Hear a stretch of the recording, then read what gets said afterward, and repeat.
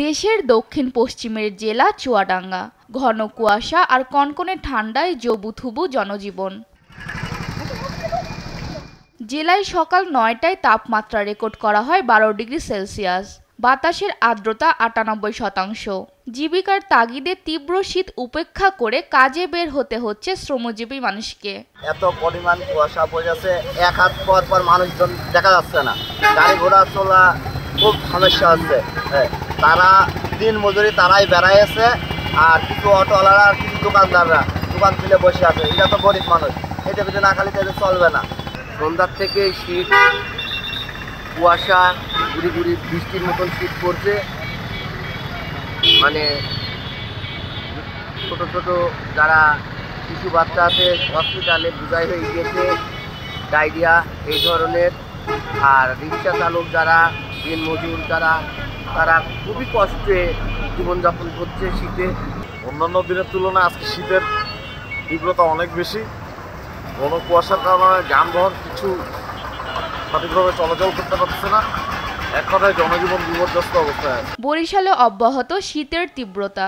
খড়কুটো জ্বালিয়ে শীত নিবারণের চেষ্টাও করছেন অনেকে। এমনকি ঘন কুয়াশার কারণে সড়কে হেডলাইট জ্বালিয়ে যানবাহন চলাচল করতে দেখা যায়। ছোট ছোট মনে করেন রোড থেকে ছোট ছোট গাড়ি বাইর হয়, এই জন্য আরো সমস্যা হয় বেশি। এমনি তো কিছু দেখা যায় না, তারপর ওরা হঠাৎ করে মনে করেন বের হয়, এই জন্য একটু সমস্যা হয় বেশি। দুর্ঘটনাও তো হয়, ওরা হঠাৎ করে বের হয়, কারণ সামনেও তো দেখা যায় না কিছু। ওরা বাইপাস ছোট ছোট সড়ক থেকে মনে করেন স্পিডে বাইরেই যায়, এই জন্য সমস্যা হয় বেশি। গরিব মানুষ না করে পারবো না, শীতের অপেক্ষা যদি আমরা ঘরে বসে থাকি খামু কি। ঘন কুয়াশার কারণে প্রায় 10 ঘন্টা বন্ধ থাকে পাটুরিয়া, দৌলদিয়া এবং আরিচা কাজিরহাট নৌ রুটে ফেরি সহ সব ধরনের নৌযান চলাচল।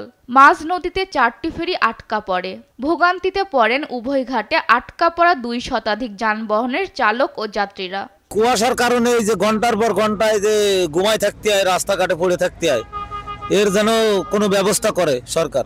ফেরি অপেক্ষা করলে ফেরি ফুল না হওয়ার কারণেও অনেক সময় দেখা যাচ্ছে যে কর্তৃপক্ষ গাড়িটা মানে ফেরি বন্ধ করে রাখে। গাড়ি এসে ফুল হয়ে যাক, গাড়ি এতে যাত্রীদেরও ভোগান্তির সৃষ্টি হইতে হয়। কুড়িগ্রামের সূর্যের দেখা মিললেও হিমেল হাওয়ায় কমেনি শীতের তীব্রতা। জেলায় সকাল ৯টায় 13 ডিগ্রি সেলসিয়াস তাপমাত্রা রেকর্ড করে রাজারহাট আবহাওয়া পর্যবেক্ষণ কেন্দ্র। এদিকে 3 দিন পর নোয়াখালীতে দেখা মিলেছে সূর্যের। এতে জনমনে কিছুটা স্বস্তি ফিরেছে। শীতের কারণে আমরা গাড়ি চালাতে পারতেছি না, ঠান্ডা আমাদের হাত পা কাঁপে। ছিন্নমূল মানুষ, গরিব মানুষ শীতে খুব কষ্ট পাচ্ছে।